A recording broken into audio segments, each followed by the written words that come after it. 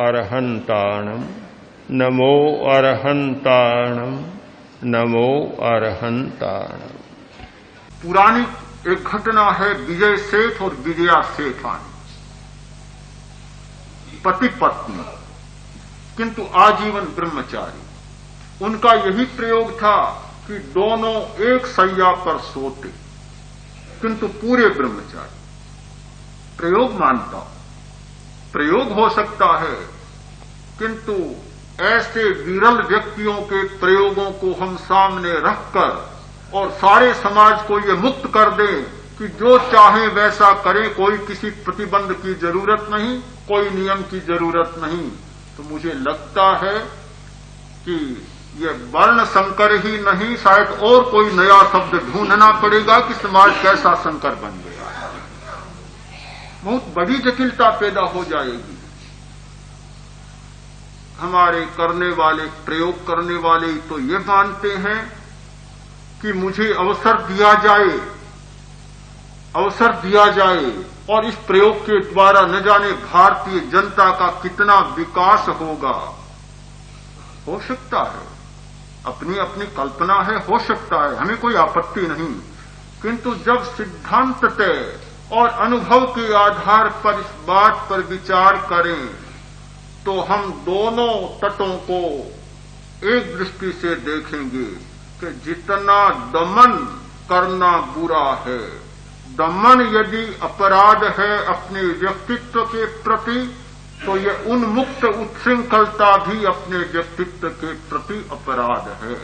हम इन दोनों से बचकर और रेचन की बात को सीखें, रेचन करना जाने, रेचन करना सीखें और ऊर्जा की ऊर्ध्व यात्रा सीखें। ऊर्जा की ऊर्ध्व यात्रा होगी, हमारी समस्याएं अपने आप समाहित होंगी और इस प्रकार की भ्रांत दिशाओं को खोजने की हमें कोई जरूरत नहीं।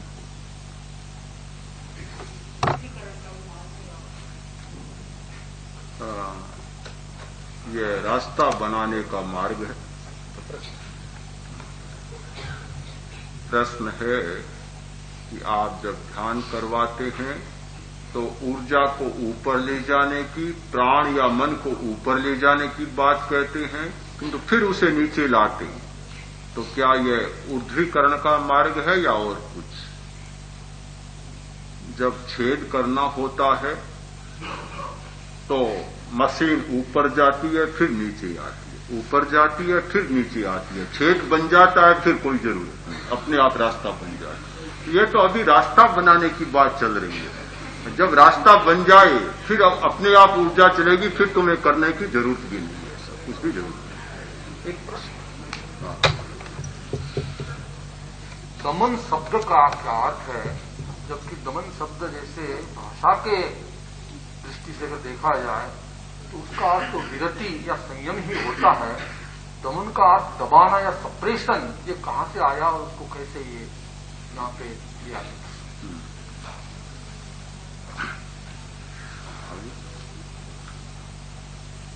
संस्कृत में जो दमन शब्द का मूल जो जड़ है, रूट है, वह तो बिल्कुल यही है कि समू दमू उपशमी, उपशम करना, उपशांत करना।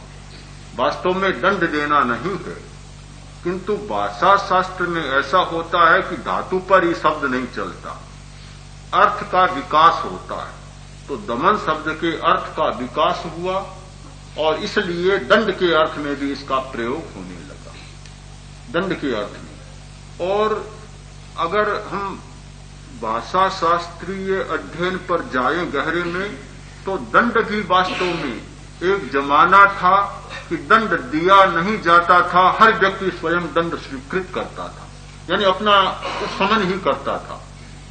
जैसे हम देखते हैं पौराणिक साहित्य में, वैदिक साहित्य में लिखित दोनों भाइयों की कथा आती है, फूल तोड़ लिए, फल तोड़ लिए, स्वयं राजा के पास वह जाकर कहता है कि मैंने चोरी कर ली और मुझे दंड मिलना चाहिए। ऐसी अनेक घटनाएं मिलती है। तो वास्तव में दमन और दंड दिया नहीं जाता था, व्यक्ति इतना शुद्ध था कि वह स्वयं स्वीकार करता था।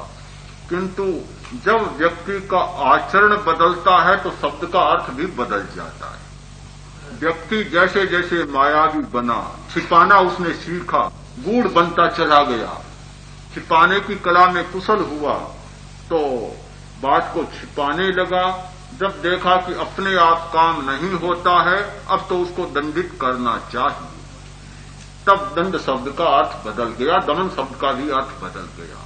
किंतु वास्तव में पुराने ग्रंथों में जो आता है अप्पा चेव दमे अब्बो, आत्मा का दमन करना चाहिए, वहां दमन का मतलब ये दंड नहीं, क्योंकि आगे ही बताया गया कि संयमेण तवेण, मैं अपना दमन करूं संयम के द्वारा, तप के द्वारा, तो ये तो प्रक्रिया है, ये दंड कहां है, दमन कहां है? ये तो प्रक्रिया है कि दंड संयम के द्वारा मेरा दूसरा कोई दमन न करे, माहम करे ही दमन, तो मेरा कोई दूसरा दमन न करे, तो वहां दमन का मतलब ही सारा रेचन या प्रक्रिया है। किंतु जब जब ये राजनीति के ग्रंथ बने, दंड संहिता बनी, दंड की आचार संहिता बनी, तो दंड का अर्थ बदल गया, इसलिए यह अर्थ में परिवर्तन हुआ। दूसरा प्रश्न है, जब आज का शरीर विज्ञान इतना स्पष्ट बताता है कि इस प्रकार के जो संस्कार, काम के, व्यसन के आदि आदि हमारे शरीर तंत्र में एक इस प्रकार की वृत्ति पैदा करते हैं जिसको बार बार मनुष्य फिर उसे ही सेवन करने के लिए आदी हो जाता है, उसका दास बन जाता है, तो किन आधारों पर इस प्रकार की वृत्तियों का सेवन जो है वो मान्य हो सकता है? शरीर विज्ञान की दृष्टि से भी जो स्पष्ट है, इसके पीछे और क्या दृष्टि हो सकती है? जो आज की शरीर शास्त्रीय बात है, और वही बात महावीर ने कही थी। एक बहुत बड़ी चर्चा हुई है बुद्ध की और महावीर की, बुद्ध और महावीर के बीच में नहीं, किंतु उनके बुद्ध के साथ साथ महावीर के शिष्यों के साथ। तो महावीर कहते थे दंड 3 होते हैं, शरीर दंड, मनोदंड और वचन दंड। बुद्ध कहते नहीं, दंड एक मन ही होता है। और इसकी मैं उस पहले लेशिया वाले शिविर में लंबी चर्चा कर चुका हूं, इसलिए पूरा इसे नहीं दोहराऊंगा। किंतु ये बिल्कुल सही बात है कि जो बात स्नायुविक आदत में बदल जाती है उसे छोड़ना बहुत भयंकर हो जाता है। मुझे लगता है कि मनोवैज्ञानिकों की भी ये मनसा तो नहीं थी, शायर का भी ये भाव तो अभिप्राय तो नहीं था कि मतलब इच्छा का मुक्त भोग किया जाए, ये नहीं था और शायद नहीं है।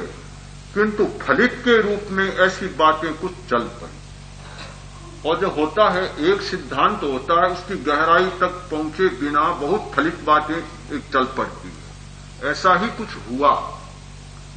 जो गहरे पहुंचे हुए लोग हैं वे शायद मुक्त भोग की चर्चा नहीं करते, उन्मुक्तता की बात नहीं करते। तंत्र शास्त्र ने भी जिन वृत्तियों का प्रतिपादन किया था, अब तंत्र के नाम पर भी मुक्त भोग की बात चल पड़ी, किंतु तंत्र का भी ऐसा नहीं है वास्तव में। और संभव है कि अगले विषयों में मैं तंत्र की भी चर्चा पूरी करूंगा कि तंत्र की क्या पद्धतियां, और इस विषय में इस प्रसंग की भी चर्चा सोचता हूं कि करूं। उसके टाइम पर अंतस्ग्रंथियों के बारे में विज्ञान ने इतनी शोध नहीं की थी। फ्राउड के बाद में जो एंडोक्रिन्स की शोध जो की गई वो तो थी, मतलब में लेकिन जानकारी पूरी नहीं थी।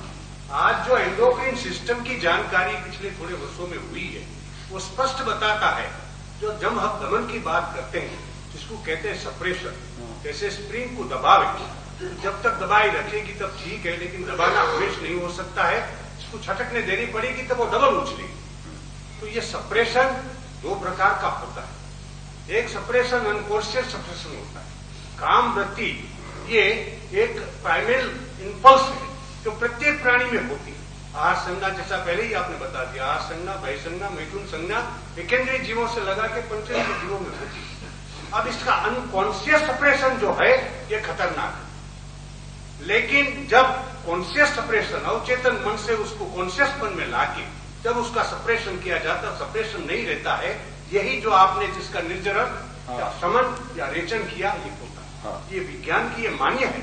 विज्ञान ने ये बता दिया है कि हमारा सारा शरीर का तंत्र एक ऐसे समूह से चलते हैं जिसको कहते हैं न्यूरो एंडोक्रिन सिस्टम। इसमें दो सिस्टम आती है, एक नर्वस सिस्टम आती है जिसका संबंध स्नायुओं के साथ में, दूसरी सिस्टम आती है अंतःग्रंथियों की जो एंडोक्रिन है, जिसका संबंध आता है हमारे पूर्व जो रचित, जिसको हम कर्म कह सकते हैं, संस्कारों के साथ, संस्कारों से। अब ये दोनों सिस्टम के द्वारा हमारी काम वृत्तियों को उत्तेजना मिलती। अब उत्तेजना मिलना कोई स्वाभाविक है क्योंकि ये प्राइमल इंपल्स है और उसका सप्रेशन करना, इससे तो बीमारियां ही पैदा होने वाली। इसको अंदर ही अंदर रखना, इससे तो बीमारी, इसका रेचन तो करना ही चाहिए। हाँ। तो रेचन के लिए जो एंडोक्रिन ग्रंथियों की बात जो बताई है ये बहुत ही सुंदर है।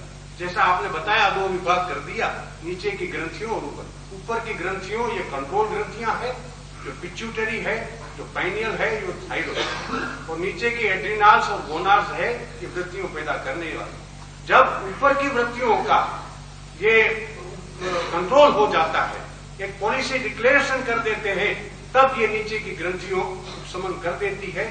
तब फिर ये सप्रेशन नहीं है, ये तो निर्जरानी है, रेचन की प्रक्रिया। विज्ञान तो मान्य है। ये फ्राउड के समय की बात नहीं है। फ्राउड के समय में अंतर्ग्रंथियों के बारे में, फ्रायड के बाद तो बहुत नई खोजें हो चुकी, ये दमन की बात, सप्रेशन की बात बहुत पुरानी पड़ चुकी है। अब तो और नए तथ्य, और जो इंडोक्रिन सिस्टम के बारे में अभी नई पुस्तकें आई है, उन्हें देखने से तो पता चलता है कि अपनी ये निर्जरा की प्रक्रिया और ध्यान की प्रक्रिया बहुत शक्तिशाली प्रक्रिया है।